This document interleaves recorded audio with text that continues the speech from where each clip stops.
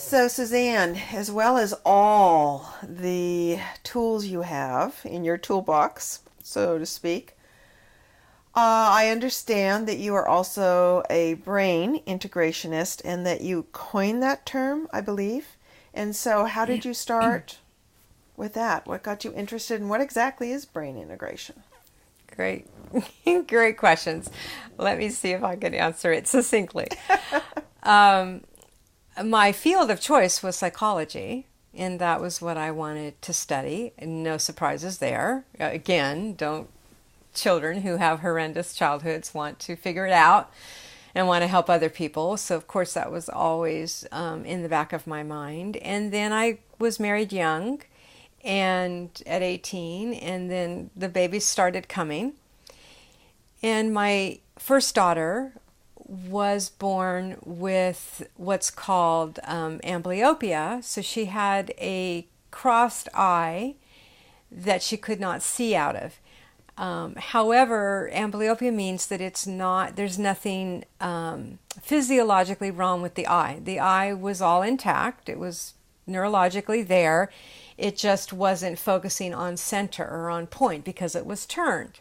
So over the years, an eye like that stays turned will go blind, even though there's nothing wrong with it.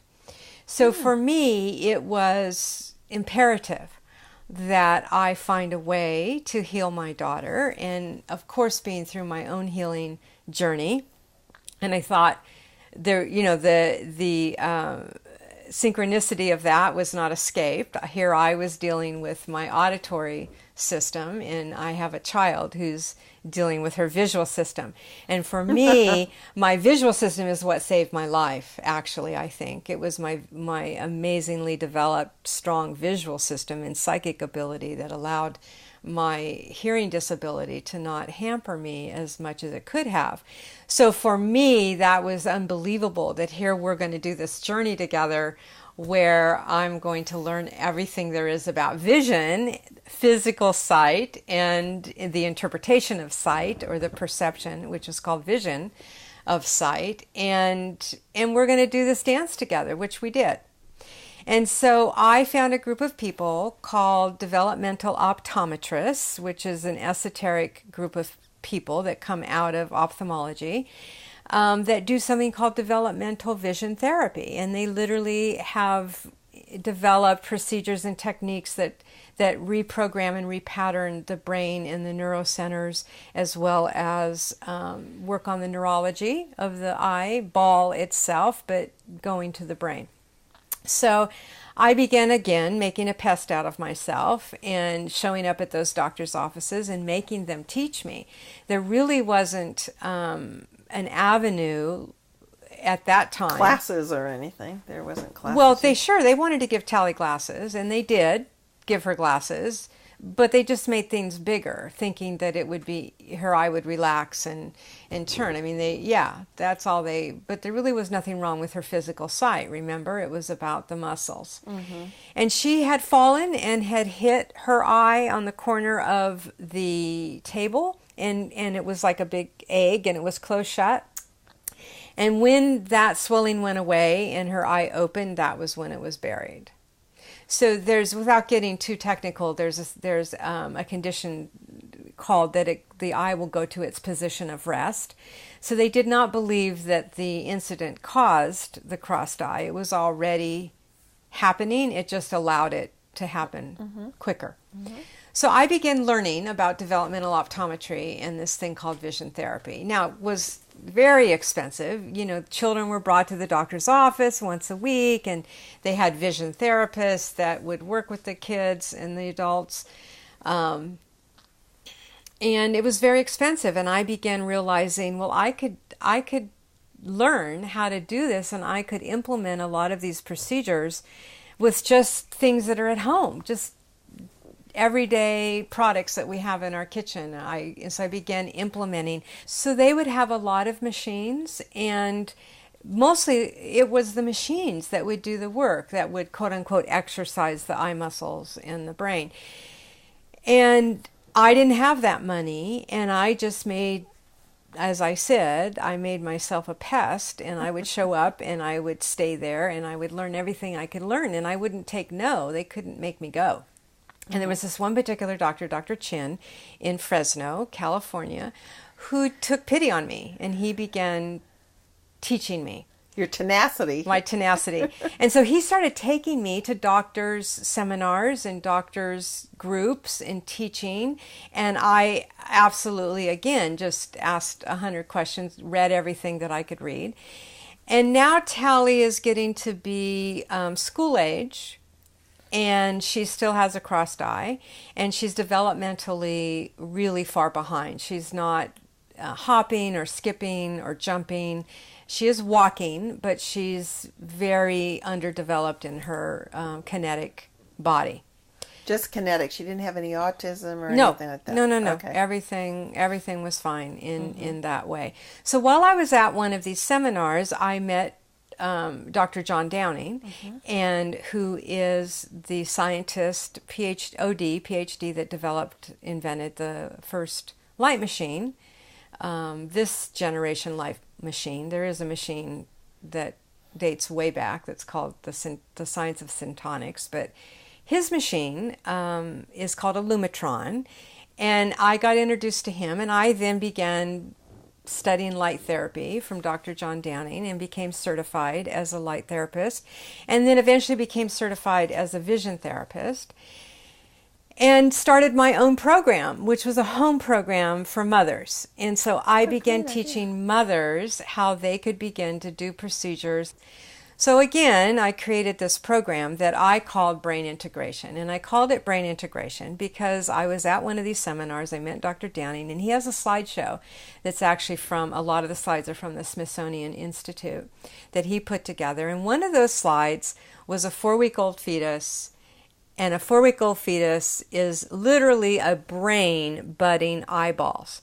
So you see the fetus as the brain and the sockets of the eyes. And he talks about how our eyes are the periscope into our world. But what hit me so hard in my heart, like a light bulb that went off inside of me, was that our eyes was the brain piercing the skin.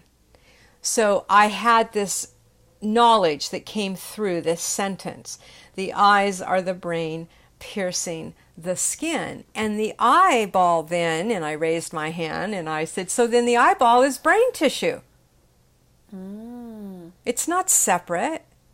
The eyeball is not this. It's not skin. It's brain tissue. It's exactly the same thing that our brain is made up of. Just the windows of the soul, That's too. right, and the windows of the soul.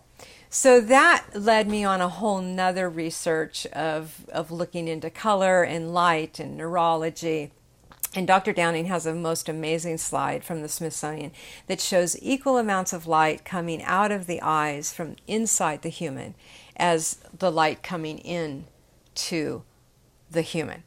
So we have equal amounts of light inside of our body that are constantly raying or beaming. And so when we talk about people that you meet that are like little light beamers, they really are little light beamers. And they have actually harnessed that. And usually we find that in people that have a strong spiritual practice or a meditative practice, but a knowing, an inner knowing. You see children all the time that have that, right? So eventually, Tally was able to articulate to me that she saw double. So the good news is the eye was not shut off. The good news was that the eye was still giving an image to the brain as the other eye was, but the brain could not fuse them together because one image was coming in as an angle, the other image was coming in straight on. So the brain's trying to overlap those two images and it doesn't work. And basically that's how we see. One eye tells the brain one thing, one eye tells the brain the other thing. It has to fuse that information and come up with a fused three-dimensional perception. Like a relationship. That's right. Absolutely like a relationship. However, the eyes are nothing more than light receptors. There's no sight that takes place in the eyeball itself. The sight literally takes place in the occipital cortex in the back of the brain. So through the cornea, through the optic nerve head, through to the brain is light-coded messages. And those light-coded messages are interpreted. And they're interpreted differently by every human being. Every human being interprets what they see differently. Yes. And so that's why it's hard to have more than one eyewitness in a crime. No pun intended. No, they call them eyewitnesses, Yeah, right? yeah. And they will throw out Yeah. more than one because you can't get people to agree on what they witnessed. Mm-hmm. So Very true. that's how brain integration was born. And I began then this program for mothers and for teachers. I would go to the schools. I had my little board and my little satchel, and I would go teach anybody that could teach. And I shamed 3 doctors into, on Saturdays, going and doing free vision screenings for children under the ages of 5 before they went into kindergarten. Now, in the 30s and the 40s, they did that all the time. They did. Oh, really? Children could not go into kindergarten without a vision So is test. sight a major issue with children? Major. Because the emotional things that they went The through emotional and how they things, shut off the yep. world, or Yep. There's so much that goes on with learning disabilities, and sight is our main sense. You see it before you hear it. You see it before you taste it. You see it before you touch it. So I'm going to reach out right here and pick up my cup, and I never have to look at it, do I? Because I've already looked at it. I know where it is. I know where it is. So I had to see it before I could touch it. I had to see it before I could pick it up. So children who are reading very young and more now in school, my pet peeve, computers and movies and media, the eyeball is not fully developed till age 7. The focusing mechanism is not fully developed to age 7. So this is where the Waldorfian philosophy has it right. Those kids don't start reading till 3rd grade. Whereas in public schools now, you can walk in preschool and they're on computers and they're Yes. trying to get them to read. Right. Yes. So Dalle couldn't read. Dalle had tons of learning disabilities, quote unquote, according to the school district, because of her double vision. So I began this process of learning how to teach her to fuse her eyes. And I just need to say that she graduated from UC Davis with a BS and is an environmental scientist, and her eyes are absolutely A-OK. Oh, bravo! Right. Now, as universe would have it, my second daughter had an incident where she was dropped on, her head was flipped by another child and cracked a vertebrae in her neck, which left her visually impaired. And at age 8 or 9, and she also had a blind cat that died, and so she had something that was called hysterical amblyopia. So this now got me back into the psychology of vision as well as the physicality of sight. And so I spent my whole life working with my daughters, and actually the first 15 years of their lives, helping them learn to see, which is probably why I didn't spend a lot of time on my disability. However, I was sick a lot when they were little. I had a ruptured gallbladder. I had gallbladder surgery. I had disc problems in my back. I had a lot of other physical conditions. And so there was a lot of stress in the family in raising them with their own issues that they were dealing with, and then with my issues. So as I became a vision therapist and then a brain integration therapist, all the doctors supported me to go out on my own, and so did Dr. John Downing. And then during that time, I also then began studying psychology and became a family therapist. So all the families, as you can imagine, of children with learning disabilities have emotional problems. So I realized this would begin to treat the whole person, not just looking at a physical deficit. So may I share about one unbelievable client that Yes, I'd love that was to hear one that. of I mean, they're all unbelievable and outstanding, but I have 2 stories. One was a blind woman who actually came to me who had stomach problems. And of course, I hadn't really connected up vision and the body at that time. But as happens, when your clients come to you, you have to research. If you don't know about it, I always say if I don't know about it, I'm not going to talk about it, but I'm going to be really arrogant about what I do know. But if I don't know about it, I'll tell you and I'll research it. And so I began researching and again talking to Dr. John Downing, and he said, well, wait a minute, does she have prosthetics? And I said, yes, because she literally had no eyeballs. And he said, then we can't do light with her. And so I said, oh, and I was so disappointed. And I was like, are you kidding me? You've never worked on anybody with a prosthetic? And he said, well, Suzanne, how are we going to get light? Because there's no eyeballs. So I hung the phone up, and that bothered me, and that bothered me, and that bothered me. And I started meditating, which is my answer to everything. And I went, oh, we can pop them out. I'm just going to pop them out. That's what I was thinking. So you could get the light back into the brain, and so right? She came in the next week.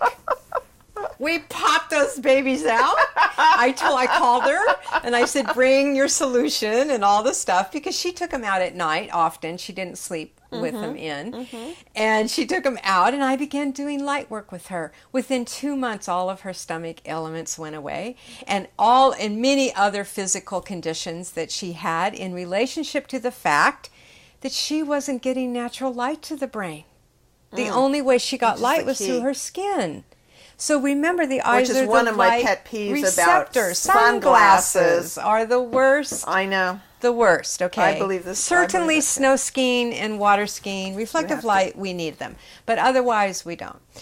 So that was a fascinating client that really taught me a lot about how to not think outside of the box. And of course, not being a doctor always allowed me to not be in a box. Yes. Allowed me to question what was typically happening in the way of treatment plans and how I could do something different. I was always and almost common sense. Yeah. If you really, I mean, total. When you go through what I've gone through, you've had to have common sense. You've had to do it. Resourcefulness. Now, when you mentioned, just for our viewers and listeners, when you mentioned Dr. John Downing and light work, that also means color machines, right? It is a machine that's called a syntonic machine that actually delivers what's called full spectrum light. So it's a specific color wavelength. So green is only green. It's on that wavelength. It has no red, it has no orange, it has no other colors in it, and it targets the specific center of the brain that's developed to receive green. So that's what we do all day long when we're looking at the sun. We're taking in every wavelength of the full spectrum of all the colors in the rainbow and our chakras, and they're targeting different centers of the brain. And that's how we develop. Yes. So his machine does it individually without being out in the light. Right. So there's a condition called SADS, seasonal affective disorder, that people in Washington have because they don't have the sunshine. And so these light machines have popped up all over, different styles of light machines, and it boosts the mood, it takes away depression. And I use it also in psychotherapy. There's a whole program that's been developed for the light machine to use in psychotherapy. So it's a fascinating instrument, and there's many generations of that machine. And he's an amazing healer and has taught me a lot. I used his machine once, and he was so ahead of his time and resourceful. Yeah, it makes sense. We're made up of light. Right, absolutely. Now, this may be a naive question. How does color blindness fit into this? Color blindness is really about the rods and the cones inside the eye, so it is a genetic deficit. And so if you're not seeing a you certain literally color, does cannot that affect you? Right, you literally cannot process. Some people it's on the reds side of things, and other people it's on the blue spectrum sides of things. So it just usually depends. And the gene is a deficit gene that's actually found in males. Yes, it's very unusual for a female to have color blindness. So my point would be then, if someone was colorblind, because just like Sherry Edwards' work with sound, she notices the sounds that people are missing when she feeds it back to them, their illnesses often clean up. If you were colorblind and you were missing a certain spectrum, would that have a huge impact on you emotionally or physically? Seemingly it does. However, we've not found that the light machine can heal color blindness. So there is a contact lens that a person can wear. It's a red lens that fits right on the cornea that can give them back some color that they're missing. So sometimes people who try to become police officers, even pilots now can wear that contact lens and do that. But there is no other treatment that we have found through light, but obviously through other nutrition and those kinds of things to help the fact that they're missing. This should be worldwide. It should be. You should have tons of different trained people all under you. Oh my gosh, it's just so profound. Yeah, it is really a profound science. And I mean, the first light machine, of course, was the sun. And people used to, in Ayurveda, you're supposed to lay 15 minutes a day naked in the sun. Sunbathe. The founding fathers have recorded in their diary, oh, we'd go out naked in the sun. I use chromotherapy in my practice, you know, putting color on people. So, yeah. Right. And they have acupressure, light rods now. I mean, it's around. It's totally around. It is. And there's also colored lenses that I use. I know, you made me wear those. I mean, whoa! Talk about rose-colored glasses. Yes, that I do. And patching. So do you want me to talk about patching? You had brought it up. Ahead. They've always used patching in ophthalmology to work with children with crossed eyes. But the philosophy was to patch the eye that is not crossed, so patch the good eye, quote unquote, and make the bad eye work. Mm-hmm. So, of course, being a smartass, and I come on the scene, and they say that to me, like they wanted me to patch Tally's good eye to make the eye that was crossed straighten out. Mm-hmm. I said, first of all, I want to see the research that that's worked. Second of all, when I break my arm, I don't think I cast the other arm. Like, that's not common sense to me. That doesn't make sense to me. And so when I started studying homeopathy, I began to understand that we have to give the body some of what it is already sick with.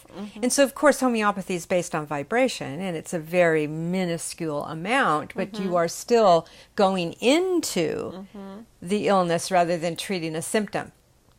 So, again, in meditation... It's like how you heal wounds. Right. You go through the wounds, you don't avoid them. That's right. So in meditation, it came to me that if her eye wanted to cross and it needed to rest, I would let it rest. And I began patching her eye that was crossed and the eye that rested.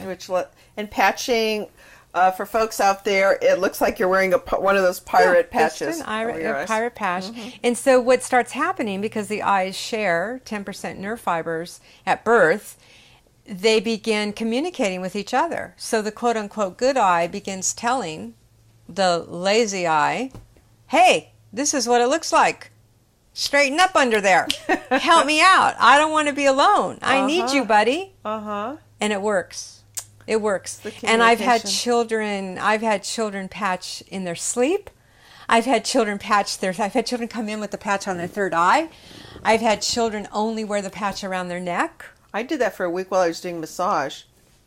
Yeah. And stuff, yeah. And so I've had people come in and teach me all kinds of things that they can do with the patch, and how the intention is what begins to really change things. And respect for the body. Right. You're not trying to torture the body. You're trying to assist it, give it rest, increase communication. Right.